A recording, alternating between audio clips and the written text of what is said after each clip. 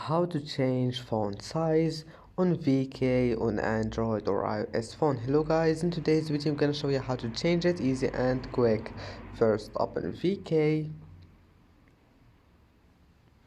and then click this one here, hub, and then go to these three lines and click settings